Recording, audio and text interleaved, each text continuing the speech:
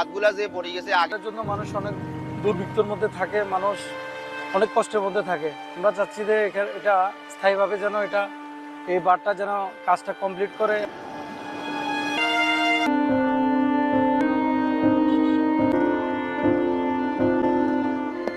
মাছ রহন চিন্তা করতেছে রাস্তার জন্য হালাইছি কেউ ভাড়াটা লোন লাগবে, আর এছাড়া ধর উপায় নাই।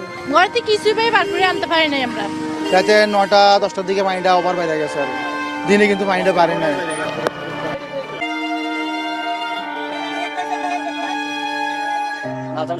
এখন যে খালি নিজে জানটা নিয়ে অন্য একটা বসবাস দিয়ে অন্য একটা বাড়িতে থাকে। গত 30 বছরের ঘুমতে এত পানি দেখিনি, আমরা জন্মের পর এত পানি দেখি নাই। স্টিলের যে হচ্ছে আপনার থাকেন আলমিরা, ওই আলমিরাটা পর্যন্ত আসতেছে। তো যতটুকু সম্ভব ভারী যে মালগুলো ওটা আমরা হচ্ছে আপনার টিনের মধ্যে ওঠানোর চেষ্টা করতেছি।